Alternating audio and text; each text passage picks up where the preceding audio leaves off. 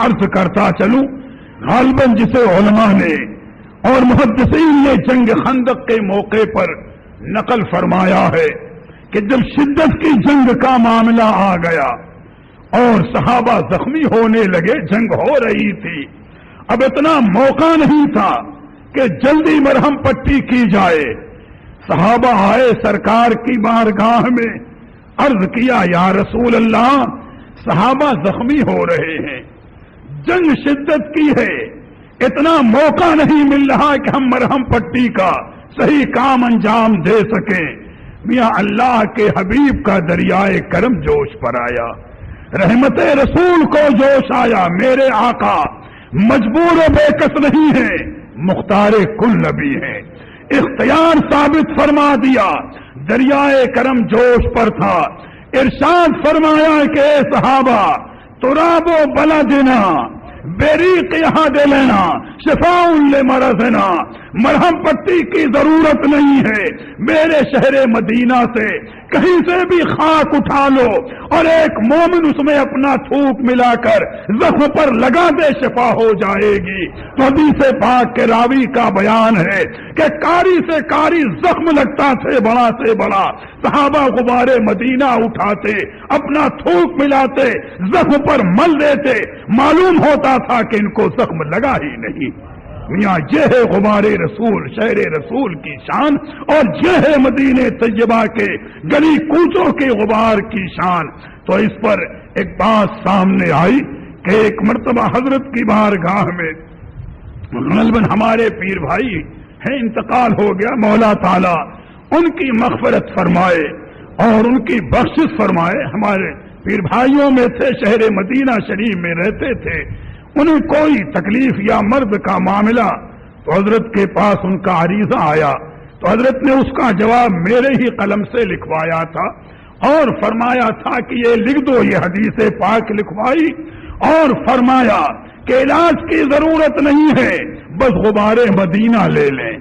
اور کوئی مومن اپنا جو ہے وہ لعاب دہن اپنا ملا کر استعمال کرا دے۔ تو جو فیضان جنگ خندق کے موقع پر تھا رسول کا، وہ فیضان آج بھی غبار مدینہ میں ہے، قیامت تک رہے گا۔ میاں یہ شان ہے غبار مدینہ کی، اس شہر رسول کی عظمتوں کا معاملہ یہ ہے تو ذرہ ذرہ ادب کا ہے، کوچا کوچا ادب کا ہے۔ اللہ توفیق عطا فرمائے۔ اس بارگاہ میں حاضری کی تو ادب کا، عقیدت کا، تعظیم و توقیر کا دامن نہ چھوٹنے پائے۔ مضمون بہت طویل ہے، یہ چند مختصر باتیں ہم آپ کو بتا رہے ہیں۔ اور وہاں پر مسجد نبوی شریف میں موقع ملتا ہے جنت کی کیاری میں، وہاں نماز پڑھنے کی کوشش کریں، 40 وقت کی نمازوں کو ادا کرنے کی کوشش کریں مسجد نبوی شریف میں۔ اور بھی جو وہاں کی زیارتیں ہیں، اب ان تفصیلات میں اگر ہم جاتے ہیں تو ایک وقت لگے گا، البتہ اتنی بات ہم بتا دیں کہ مکہ شریف کی شان تو یہ ہے کہ اگر یہاں پر کوئی ایک نیکی کرے تو 1,00,000 نیکی کے برابر، لیکن اگر بتقاضائے بشری اس سے کوئی لغزش ہو رہی ہے یا اس سے کوئی گناہ ہوا تو گناہ بھی 1,00,000 لکھا جائے گا، کم نہیں ہوگا،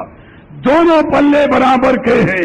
اگر ایک نیکی ہے تو 1,00,000 نیکی کے برابر، اور اگر ایک گناہ ہوا ہے تو 1,00,000 گناہ کے لکھے جائیں گے۔ تو ہمارے حضرت فرماتے تھے کہ مکہ شریف تو نیکوں کی جگہ ہے کہ جن سے نیکیاں ہوں گی، خطائیں نہ ہوں گی، اور گنہگاروں کے لیے تو مدینہ طیبہ ہے کہ ان سے نیکیاں کم ہوں گی، گناہ زیادہ ہوں گے۔ تو فرمایا مدینہ طیبہ اس لیے کہ شہر رسول کی شان یہ ہے کہ مسجد نبوی شریف میں یا مدینہ طیبہ میں ایک نیکی برابر ہے 50,000 نیکی کے،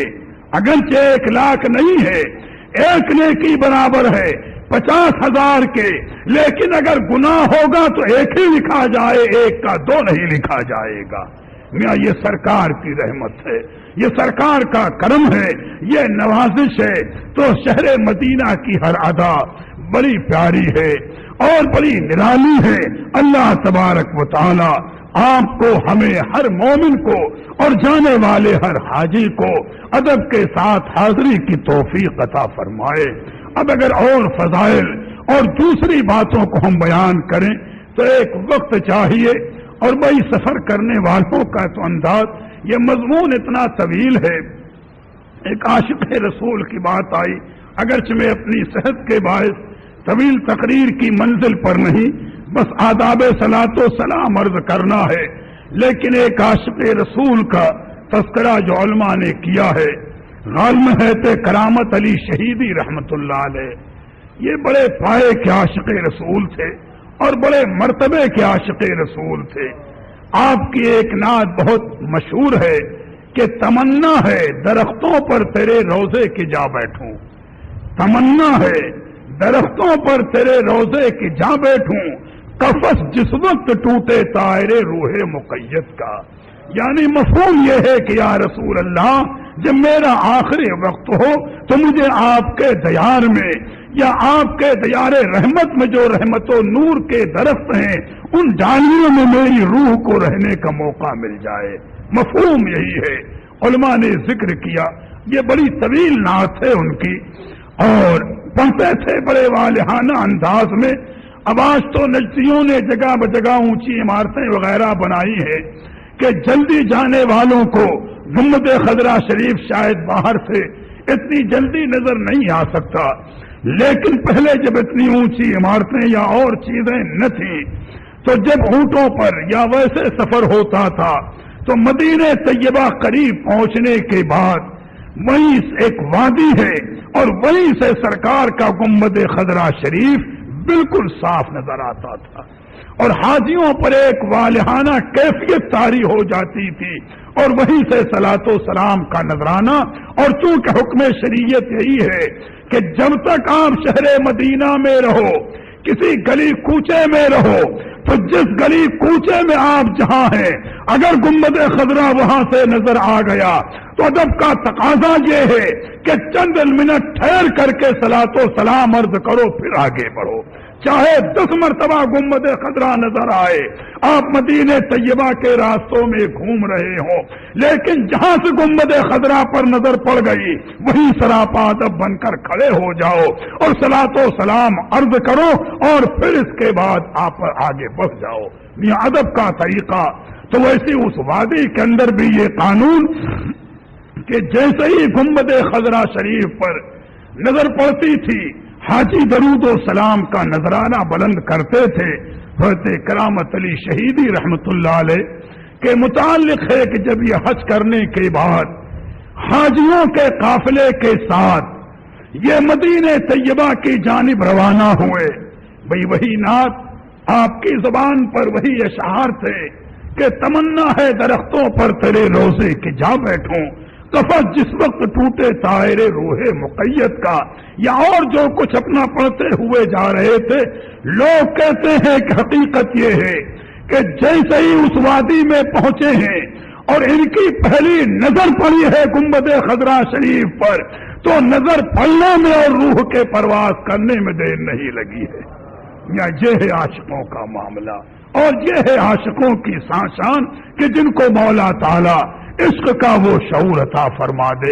ادب کی وہ توفیق عطا فرما دے۔ حقیقت یہ ہے کہ بڑے خوش نصیب ہیں کہ جنہیں اس بارگاہ میں ادب کے ساتھ حاضری کی توفیق میسر آئے۔ اللہ ہر مومن کو یہ دن نصیب فرمائے کہ ادب کے ساتھ اس دربار میں حاضری کا صلاۃ و سلام عرض کرنے کا موقع ملے۔